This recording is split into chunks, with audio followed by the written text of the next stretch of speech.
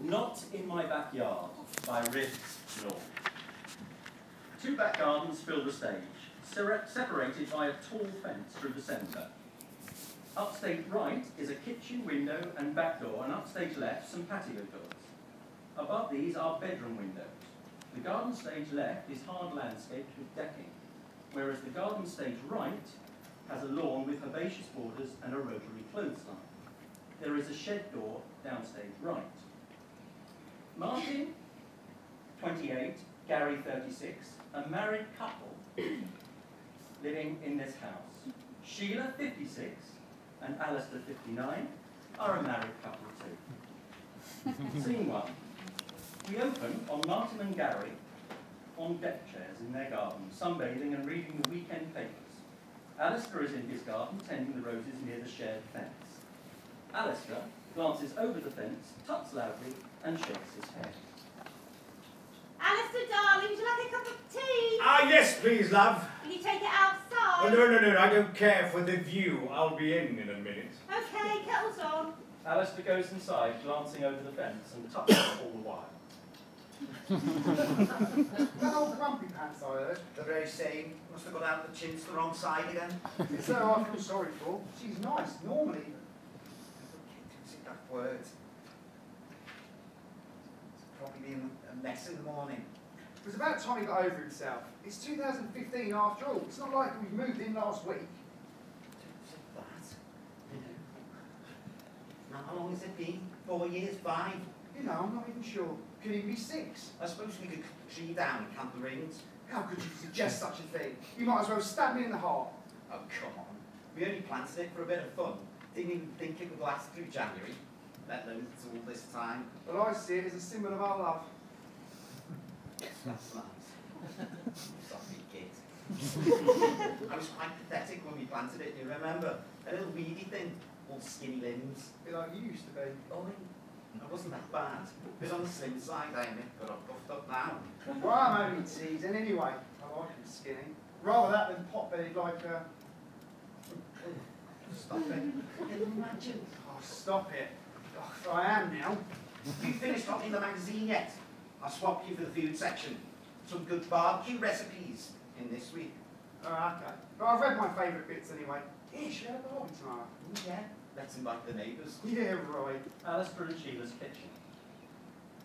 I can hear them talking. Well, you are standing right by the window. They're talking loudly on purpose. Do you think so? Oh, they do it to wind me up. Well, perhaps if you shut.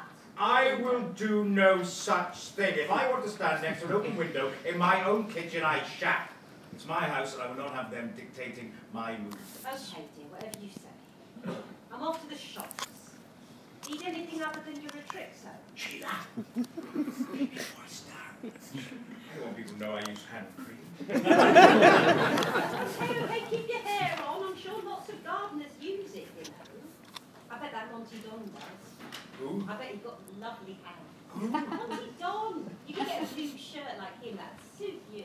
What? A blue shirt, you know, like Monty wears. Open at the collar, sleeves, Look, rolled I'm not up. standing around listening to you fantasize about some bloke off the telly. I need to get back to my roses. Of course you do.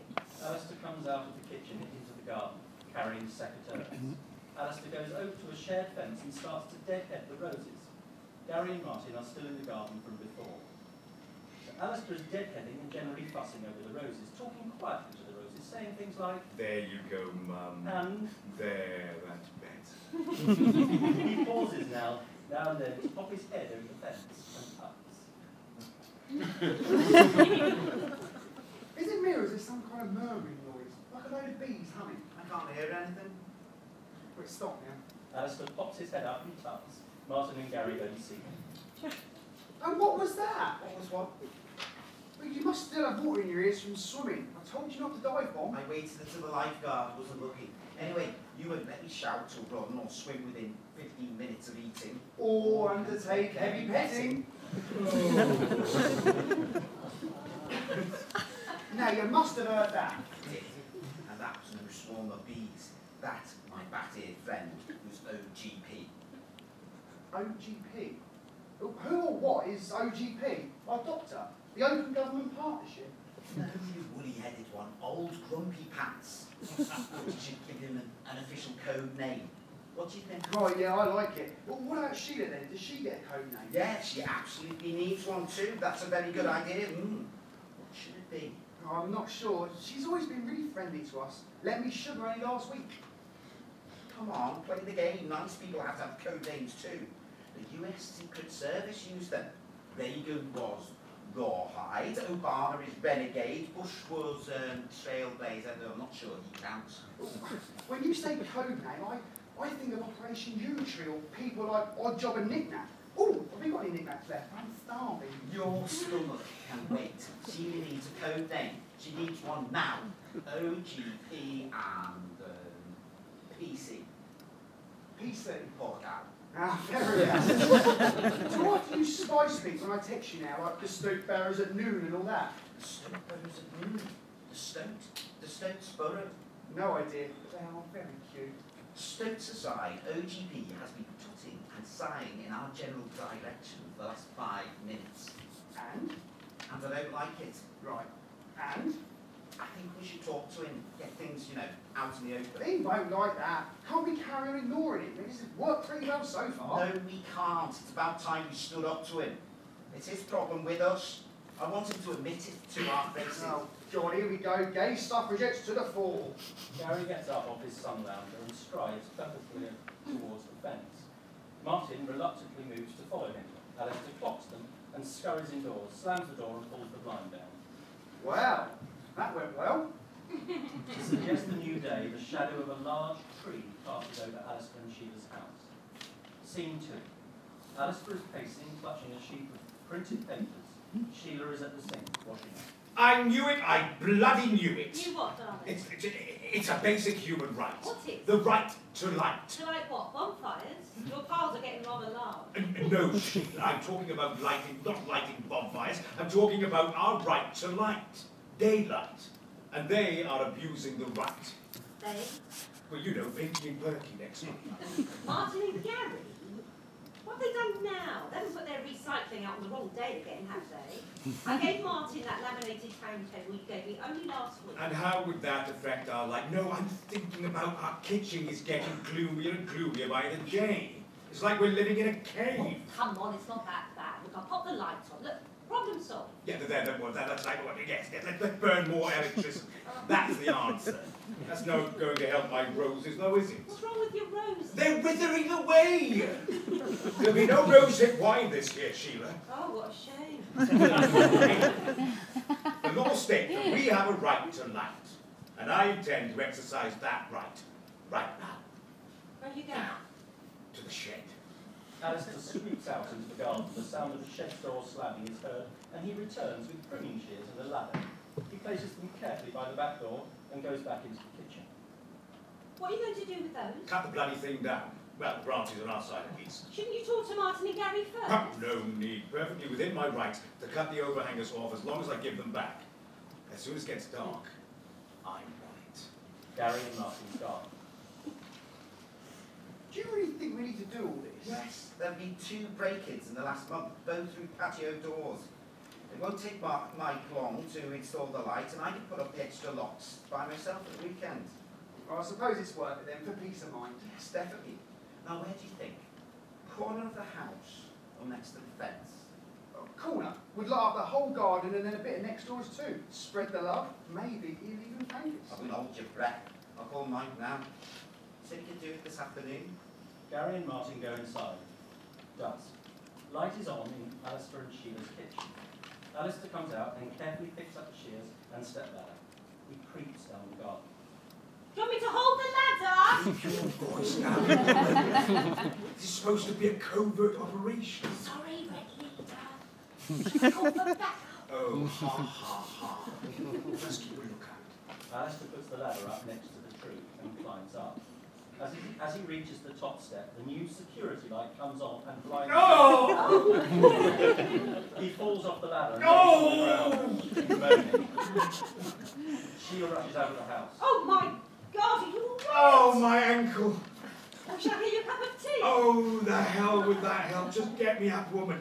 Sheila helps him up, and and they make their way down the garden. Alistair moaning loudly every time the foot makes contact with the ground. Gary and Martin come out to see what all the fun is about. Oh. Are you okay, Al? No, I bloody am not. What happened? Your bloody light blinded me, that's what. Oh, sorry about that. It's a bit of a security operation. What were you doing anyway? Midnight gardening? What were you doing anyway? Midnight gardening? Ah, your business. I can do whatever I want in my garden. Now, wait a Can minute. you manage, Sheila? Yes, yes, I think so. Come on, Gary, let's go in. Bye, Sheila. Bye, Al. It's Alistair. Do I look like Jenny Chase? Well, Oh, just help me inside. Scene 3, daytime. Alistair and Sheila in their kitchen, radio playing in background, a penny whistle solo of Paul Simon's You Can Call Me Out. Alistair limps over and switches the radio on. there's a parcel for you in the hallway. Were you expecting something? Excellent, excellent. Plan B can now commence. Plan B? But clearly I can't climb the ladder with my ankle like this. Now can I? So I've gone and purchased a long-handled lopper. A what? A long-handled lopper. Essentially pruning shears on a very long pole. Oh, why can't you just go and talk to them? I think they're in now, you know. Martin was in the garden earlier tidying up. Oh dear, looks like I might have to tidy up again later. Why? Oh, try to keep up, dear. Sound of car doors slamming and car driving off. Aha! Now we strike. We? Well, yes, I need a lookout duty again. Now fetch my lopper, good woman. I have a bad feeling about this. Can't you just trust me for once? Is this too much to ask? Sheila exits and returns with comically long parcel. Alistair attacks the parcel with joyful abandon, eventually brandishing a long-handled lopper with relish. Alistair then marches out of the kitchen, knocking over cups, pots and pans, etc. on route. Okay, Sheila, stand back. I'm about to start phase 1. Sheila scuttles back towards the house and cowers. Alistair raises lopper and tries to cut the branch off the tree. Oh, this is a tough bugger. Please be careful, darling. I know what I'm doing. I am a gardener. Oh. Oh, you're no match for me, avius Nordamania. Yes. One more go and I'll have that branch. Timber! It's timber, you. He is cut short by the branch falling on his head. Ah! I did try to warn you. Scene 4. Martin and Gary cleaning the barbecue and generally fussing around the garden. Do you think we've got enough charcoal? Well, we bought 3 stacks, so I think so. What are you planning to spit roast? We'll have to see how this evening gets on. Do you think we should invite OGP and Peace there? What's an earth for? That's the polite thing to do. I'd say yes, it's too risky. Well, we should at least tell them we're having a barbecue. Sheila might be planning to put some washing out. You can if you want. I'm not wasting my breath. I'll pop round. Martin goes inside. Gary remains in the garden cleaning the barbecue. Sounds of doorbell. Hi, Sheila. Just wanted to let you know we're having a barbecue for some friends tomorrow. Oh, how lovely. I'm not sure if we're No, free. just thought you might like to know the washing purposes and we'll try and keep the noise down and we'll take it inside when it gets dark. Hope that's okay. Oh, no problem at all. Hope the weather holds for you. Alistair and Sheila's kitchen. Alistair has a bandaged head. That's all we need. They said they keep the noise down. I'm not sure I can take any noise. My head is killing me. Well, that's hardly their fault, is Well, it? it's very much their fault. But why don't you go and have a lie down? I can't. Far too much to do. My manure should be coming soon and I need to get it done in quick sharp. Alistair exits the kitchen and creeps along the fence, popping his head up now and then. Martin spots him. Oh, Alistair, what have you done now? My, you have been in the wars. Could that man be any ruder? That was a bit odd, I have to admit. I wonder what he's done to his head.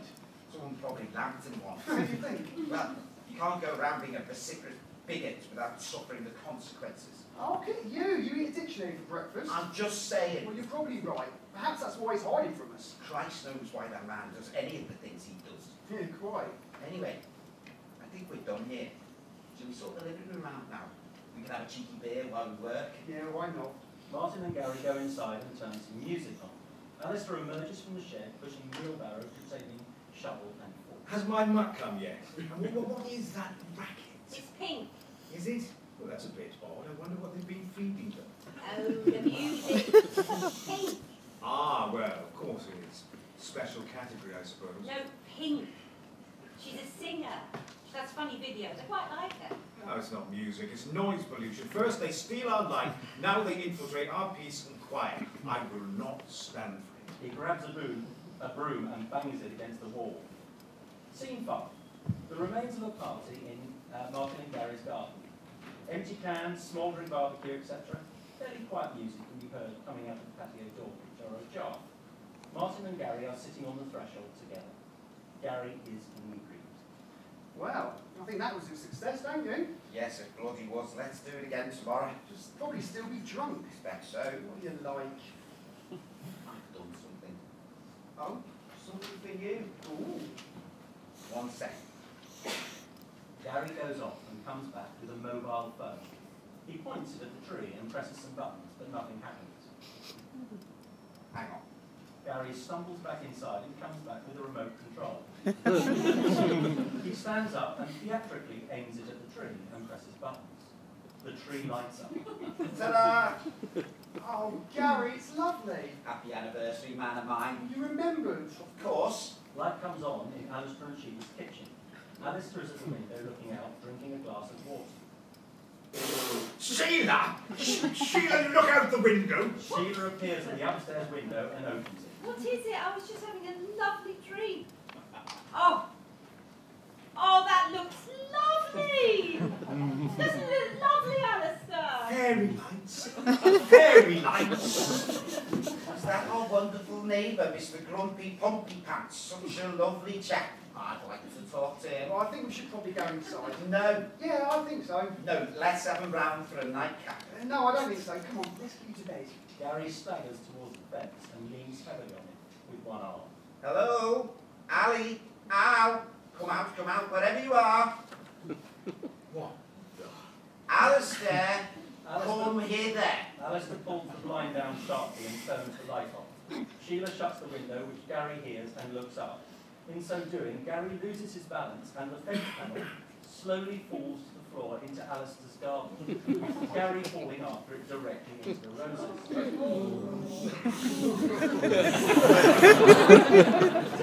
Scene 6. Morning. Martin creeps out of the patio doors and over to the shared fence, which has been badly mended. The roses are not looking good. Sheila is in the garden hanging some washing up. Sheila. Oh, hello, Martin. How are you? Shh. Gary to hear you still asleep. Surprised after last night. You seemed very happy. Yeah, he was very happy indeed. Totally ecstatic, one might say. Probably less so when he wakes up. Poor thing. But everyone needs to let their hair down now and then, don't you think? And he does seem a bit stressed. Are things okay between you two? What? Oh, yeah, we're fine. It's not us that has a problem. Or is it your neighbours on the other side? The hotels? Not seen much of them lately, I have to admit. No, Sheila, as far as I know, they're blissfully happy. I was referring to you and Alistair. Me? Us? No, but we're fine. I know he's annoying, but he can be quite lovely sometimes, in private. Right, sure he can, Sheila. But he's not so lovely to others, is he? Isn't he? No, and not especially to us. To me and Gary. Surely you've noticed the tension. I can't say I have. Actually, we've hardly seen you lately. Every time we come out into the garden, you're going in. We're like those tiny people on the weather clock thingies, you know. When it's sunny, you two come out. When it rains, we pop out. Not very loud. I've been dragging Gary in for fear of what he might say or do. But to who? To me? No, to Alistair. Why would he want to do something to Alistair? Does he? Good God, woman, no! I'm worried he's going to hit him, not hit on him. Boris knows what Alistair would do if he did that. He'd probably explode. I'm lost. I have absolutely no idea what's going on, and now I've dropped my pegs. It's Alistair. Alistair and his very obvious problem with our, you know, setup. Your set? Yes. Our setup. Well, it's not standard, but lots of people go in for it these days, don't they? Low maintenance and all that. My best friend is very proud of hers. We had a party to celebrate. Oh, I made it official, did they? What did they wear? Oh, shorts, I think. I didn't pay attention, I was looking at the pond. Okay, now I'm lost. Shit, Gary's coming. Look natural.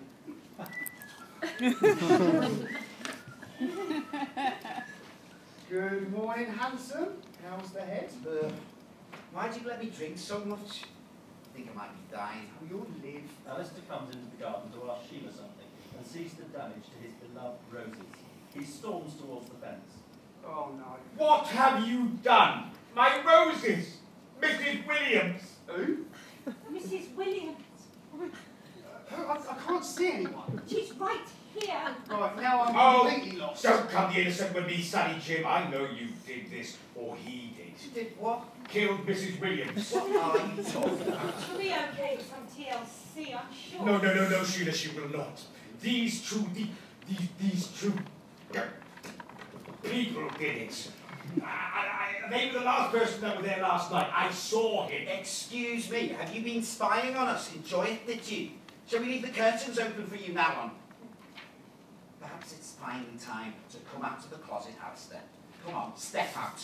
Actually, we call it a wardrobe in our country. Anyway, I do not want to about what goes on inside your foxy little house. I'm talking about your outdoor pursuits. What now? Outdoor pursuits. Things that go on outside. In gardens. In your garden. Look, Alistair, why don't you just say it? Come on, spell it out for everyone. Like Scrabble. Not now, Sheila. Well, if you insist, this is my garden. I have every right to enjoy my garden without you ruining my view, casting your shadow over my roses every damn day. Casting our shadow, ruining your view. Yes, my view. I tried hinting, I tried talking to you, but to no avail.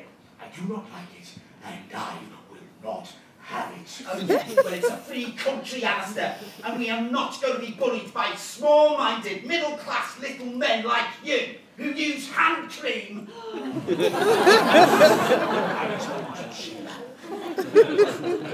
Me and Martin are here to stay. We are all here to stay. This is 2015. Things like this happen. Things have changed in the world, and there's nothing you can do about it. Well, we'll see about that. He storms off and immediately comes back brandishing a chainsaw. If you will cut it down, I bloody well will. Stop, Alistair, No, stop! I've made my mind up. I'm doing it. Hang on. Wait a minute. Cut what down? How can you cut it down? Well, it's a tree. I find they're very susceptible to chainsaws. A tree? What are you? Oh, the tree. The bloody tree! Oh my God, all this time it was the bloody tree. Well, of course it's the bloody tree. It's always been about the tree. Well, why didn't you say something? Well, I didn't want to seem rude. Your garden. No, why did you want to cut? Why do you want to cut down our tree? Well, like I said, it's casting a shadow. My roses are withering away, and no amount of organic matter can save them. They need light. Why don't you plant some ferns? They like shade. What about my mother, huh? Shall I just dig her up and chuck her on the compost? Sorry. Is there something else going on here? Sheila? 1 second. Sheila goes inside and returns with a cut rose. This is Mrs. Stephanie Williams. Is it? Alistair had a rose named for his mother when she passed. These roses are all that he has left of her. Alistair. Martin pulls the broken fence now, and Gary and Martin enter Alistair and Sheila's garden. Gary and Martin hug Alistair. Reciprocate, standing ramrod straight, still holding the chainsaw. Now, pass me that chainsaw. Martin? Yeah. Dead mothers trump Christmas trees every time. Lights down to a sound of chainsaw starting. The end.